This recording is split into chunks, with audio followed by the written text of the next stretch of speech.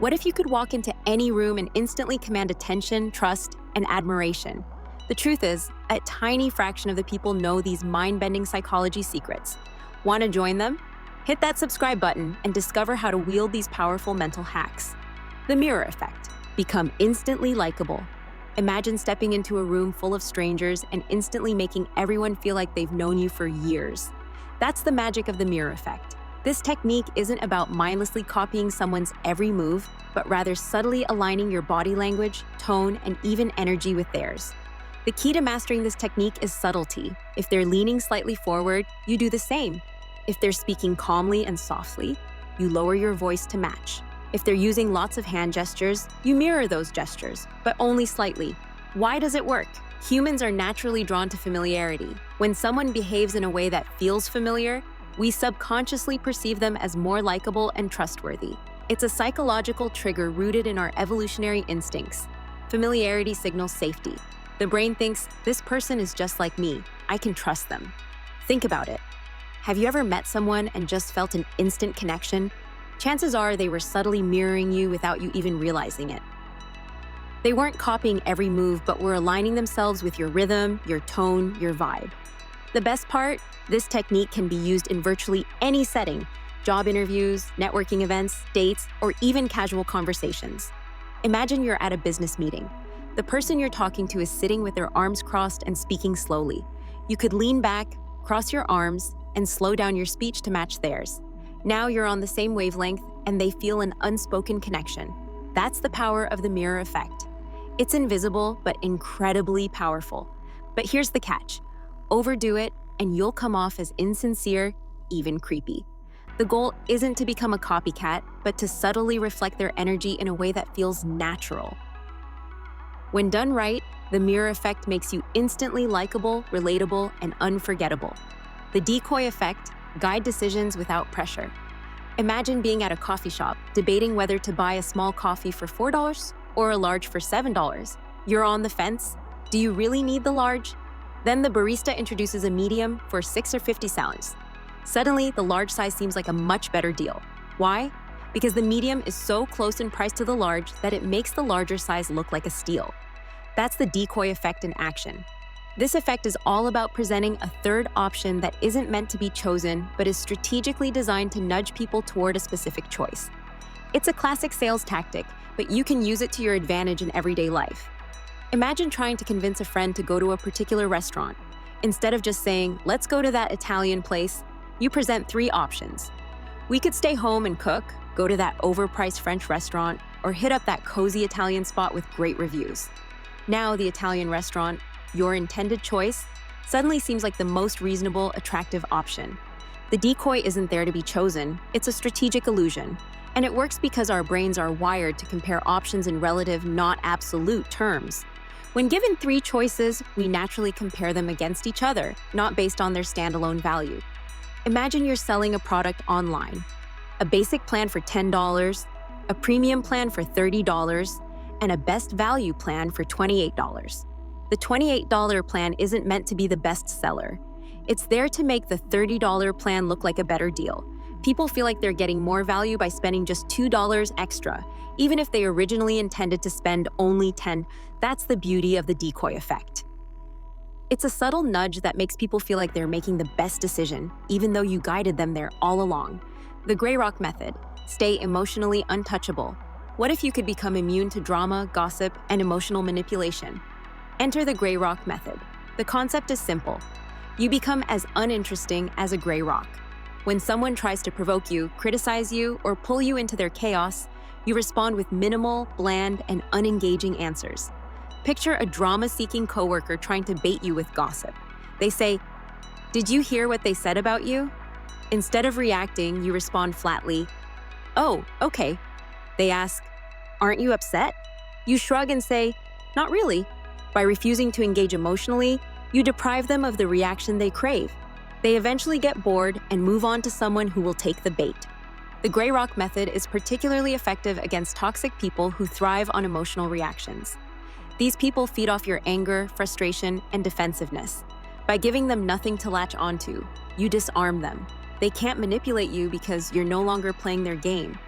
But there's a fine line. You don't want to come off as rude or dismissive. The goal isn't to ignore people, but to remain emotionally neutral and uninteresting. It's not about shutting down completely, but about conserving your emotional energy for things that matter. In high-stress situations, like a heated argument, the gray rock method can keep you calm, collected, and in control. While the other person spirals into drama, you remain a calm, unmovable force. It's not about winning, it's about refusing to play. The spotlight effect, stop overthinking. Ever walked into a room and felt like everyone was watching you? You stumble slightly, and suddenly it feels like all eyes are on you. That's the spotlight effect, the illusion that everyone is hyper-focused on you when in reality they're not. The truth? People are too wrapped up in their own lives to notice your every move. Think back to a time you made a small mistake. Maybe you said something awkward or tripped in public. You probably replayed it in your head 100 times.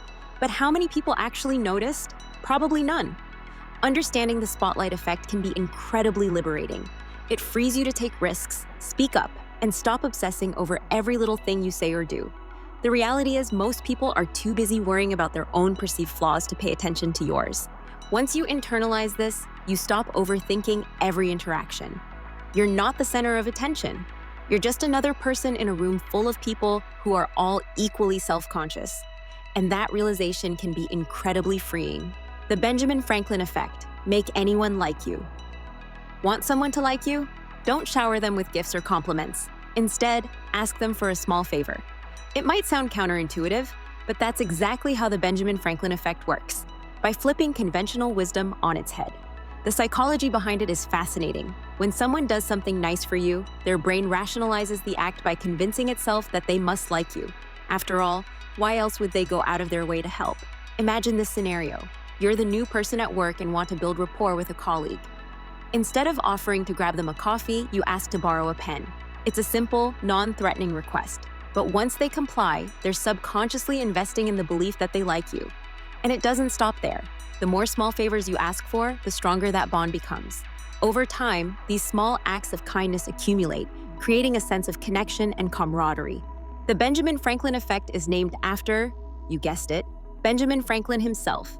During his political career, Franklin had a fierce rival who was publicly critical of him.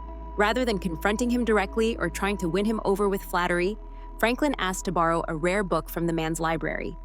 The man obliged, and after Franklin returned the book with a gracious note of thanks, their relationship began to shift. The rival became a lifelong ally. Why? Because in helping Franklin, he unconsciously convinced himself that he must like him. But why does this work so effectively? The answer lies in cognitive dissonance, a psychological phenomenon that occurs when our actions and beliefs don't align. When someone does you a favor, their brain experiences a slight discomfort. Why did I just help them? It asks. To resolve this discomfort, the brain rationalizes the action by deciding, I must like this person, otherwise, why would I have helped them? This effect can be applied in various situations, from the workplace to social gatherings to networking events. Suppose you're at a conference and want to connect with a speaker. Instead of trying to impress them with your resume or showering them with compliments, you ask for a small piece of advice. Could you recommend a good book on that topic?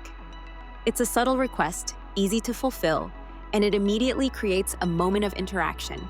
The speaker gives you a recommendation, and suddenly they feel more invested in you.